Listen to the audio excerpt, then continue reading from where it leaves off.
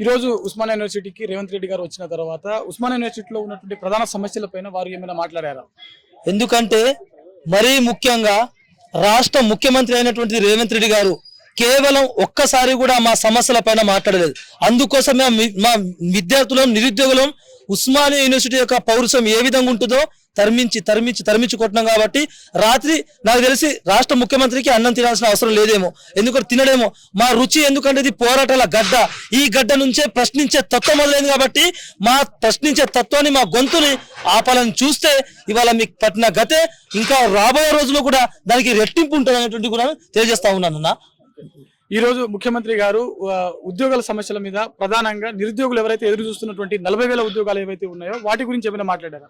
ఎందుకంటే 2.5 సంవత్సరాల నుంచి దాదాపు 3 సంవత్సరాల నుంచి ఎప్పుడైతే ఉద్యోగ నోటిఫికేషన్ ఇస్తారో అని ఇవాళ తెలంగాణ రాష్ట్రం మొత్తం విద్యార్థులు నిరుద్యోగులు మొత్తం ఇవాళ టీవీకి అతుక్కుపోయి చూస్తా ఉంటే సీఎం రేవంత్ రెడ్డి నోటి నుంచి ఇవాళ ఖచ్చితంగా వినాలేమో, ఒక శుభవార్త వింటామేమో అని ఇవాళ ఫోన్కు సెల్స్కు లేకపోతే టీవీకి అతుక్కుపోతే కనీసం ఒక్క శుభవార్త కూడా వినకుండా 30 లక్షల మంది నిరుద్యోగుల ఆత్మ గౌరవం పైన, వాళ్ళ యొక్క కళల పైన ఇవాళ వాళ్ళ సాకారం కూడా నెరవేర్చకుండా వాళ్ళ యొక్క కళల్ని కూడా దాదాపుగా ఈ ఉస్మానియా యూనివర్సిటీలో సమాధి చేసిన సందర్భాలు కనిపిస్తా ఉన్నాయి. ఎందుకంటే అయ్యా రేవంత్ రెడ్డి గారు మీరు 1000 కోట్లు ఇచ్చారు, సంతోషం. ఎందుకంటే 1000 కోట్లు కూడా మీరు ఏ విధంగా ఇంప్లిమెంటేషన్ చేస్తారు?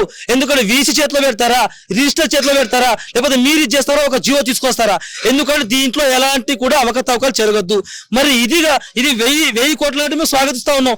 దీంతో పాటు కూడా మీరు కాస్తో కూస్తో ఉద్యోగ నోటిఫికేషన్లు ఇస్తే చాలా బాగుండు. ఎందుకంటే 3 సంవత్సరాల నుంచి మేము కొట్లాడుతుంటే పోరాడుతుంటే మా వేదన, మా ఆవేదన మీ దృష్టికి వస్తున్నా మా విద్యార్థులు పట్టించుకోకుండా కేవలం రాజకీయం కోసమే ఇక్కడికి వచ్చి ఉద్యోగాలు ఇవ్వకుండా కేవలం ఇక్కడ కాంట్రాక్ట్లు లెక్చర్స్ కావచ్చు, లేకపోతే ఇక్కడ ప్రజలు కావచ్చు అనేక రకాలుగా మభ్యపెట్టి వెళ్ళిపోతా అంటే మేము చూస్తూ ఊరుకోం.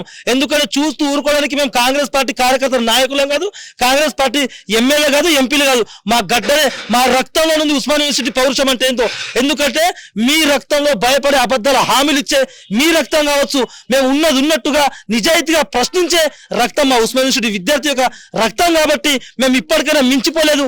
ఎప్పుడు ఇస్తారో, జనవరిలో ఇస్తారా, ఫిబ్రవరిలో ఇస్తారా, లేదా మార్చిలో ఇస్తారా? ఎప్పుడు స్పష్టత ఇవ్వండి. స్పష్టత ఇవ్వకుండా ఉద్యోగ నోటిఫికేషన్ పేరు ఇవ్వకుండా రేపు మాపు అనుకోండి. ఇప్పటిదాకా 15 మంది నిరుద్యోగులు చచ్చిపోయినా ఇంకా ఎంతమంది చావాలి?